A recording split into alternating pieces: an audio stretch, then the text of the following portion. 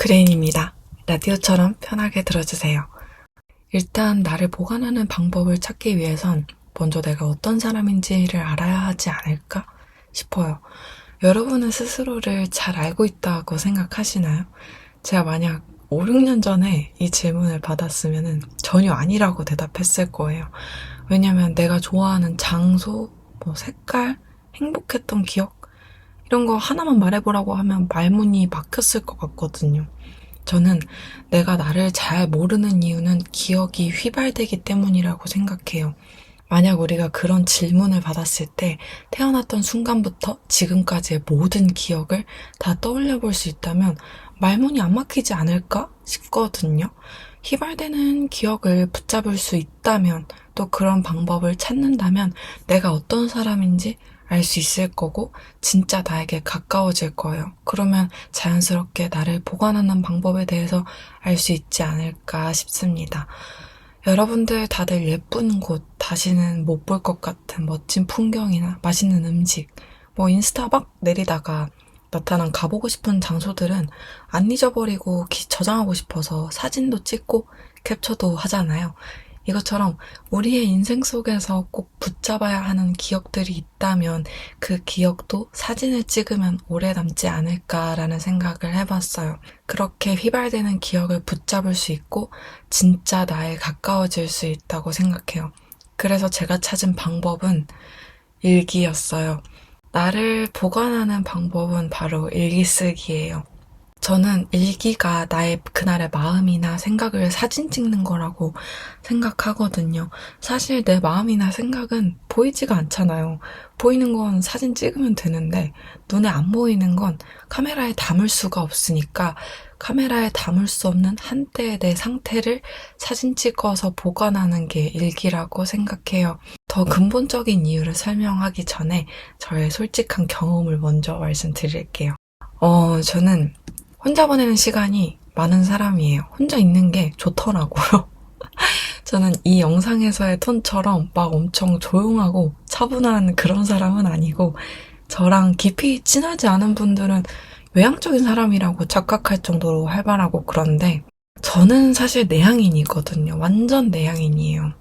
이게 살짝 이기적인 마음일 수도 있는데, 남이랑 있으면 일단은 맞춰야 하잖아요. 아무리 잘 맞는 사람이라고 하더라도 남과 있다 보면 어쨌든 조금의 배려는 항상 필요하잖아요. 그런데 저는 좀 자유롭고 싶거든요. 배려 안 해도 되고 나 하고 싶은 대로 하는 그런 자유가 좋아요. 그렇다 보니까 하루 중에 혼자 조용히 있는 시간이 참 소중하더라고요.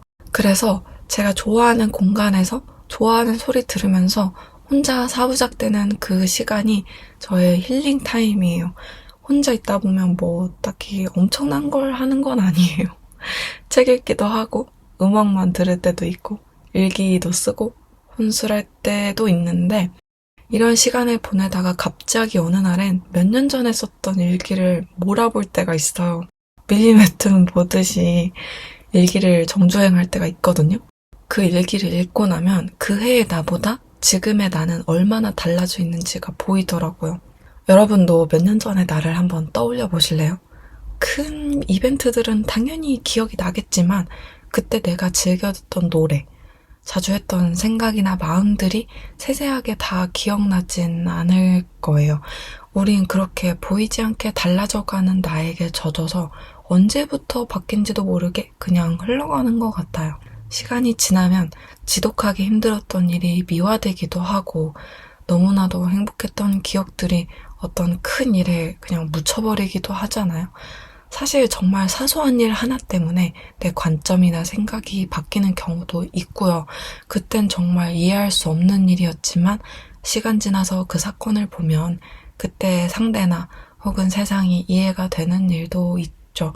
예를 들자면 어릴 때 친구들이랑 놀면서 신나게 들었던 그 노래가 성인이 돼서 우연히 듣게 됐을 때 가사가 참 쓸쓸하고 쓰리게 다가올 때가 있잖아요.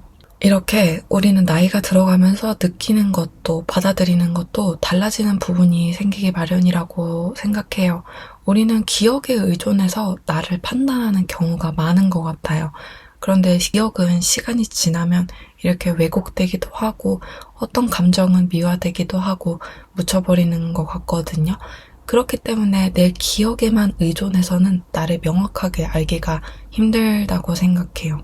정말 중요한 건 내가 달라져 갔던 지점을 알고 왜 달라졌는지를 알고 전엔 어땠고 지금은 어떤지를 정확하게 아는 것부터가 나를 보관하는 방법을 터득하는 일이 아닐까 싶습니다. 그래서 저는 그날에 즐겨 들었던 노래라든지 그냥 지나가다가 봤던 감명 깊었던 문장이라든지 너무 힘들었던 날의 제 마음을 막 구구절절 써요. 기억하고 싶을 만큼 행복했던 날은 정말 묘사하듯이 자세하게 쓰고요. 그 상황과 함께 저의 마음과 생각을 씁니다. 미래에 내가 볼 때 이 연도에 나는 이랬다는 걸 알 수 있게끔 말이죠.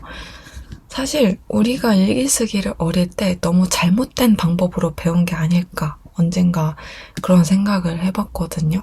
일기라는 게 내 프라이버시인데 그걸 선생님도 보고 엄마도 본다? 이게 말이 안 되잖아요. 그런데 우리는 어릴 때 일기라는 것에 대해서 의무적으로 써야 되는 거, 검사용, 이렇게 머리에 각인이 돼버려가지고 많은 분들이 일기를 싫어하시더라고요.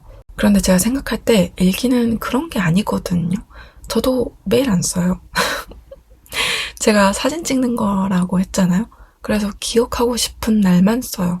그리고 내가 나중에도 까먹고 싶지 않은 걸 쓰는 편이에요. 정말 다 상세하고 솔직하게 미래의 나에게 건네는 편지 이런 느낌으로 썼던 것 같아요. 매일매일 쓰지도 않고 정해진 칸에도 안 써요. 글씨도 예쁘게 안 쓰고요. 그냥 막 써요. 화난 날은 글씨를 막 휘갈기면서 이렇게 쓴 일기를 차곡차곡 모아놨다가 나중에 펼쳐서 읽어볼 때 정말 웃기기도 하고 귀엽기도 하고 안쓰러운 나를 발견할 수 있더라고요. 더 앞으로 나아간 나로서 과거의 나를 볼 수 있다는 건 어쩌면 타임머신 같은 게 아닐까 생각이 들어요.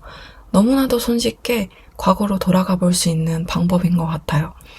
그 한 달에 내가 꽂혔던 노래를, 그날의 기분을, 기억에 남았던 날을 그냥 종이에 털어내고 그리고 그 1년이 끝나고 그 얘기를 다시 펼쳐봤을 때 나와 정말 많이 가까워질 수 있을 거라고 생각해요.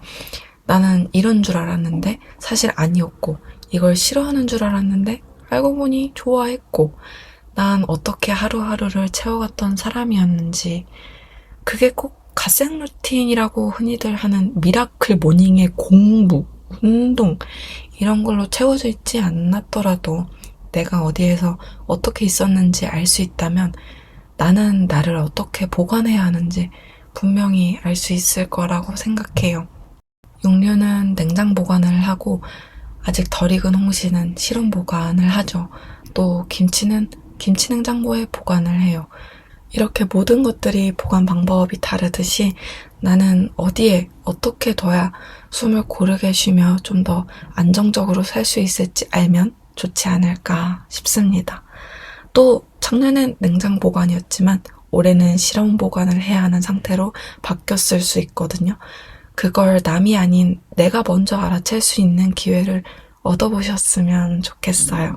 1년 동안 쓴 일기를 보면서 한 해를 정리할 수 있는 연말을 기다리는 설렘, 또 새로운 해를 맞이하면서 다이어리를 고르는 그 들뜬 마음, 시간을 정리하고 새로 개봉하는 그 추상적인 것을 내 손에 직접 움켜쥐는 그 경험을 여러분도 느껴보실 수 있기를 바라요. 오늘도 들어주셔서 감사합니다. 그레인마인드 서인이었습니다.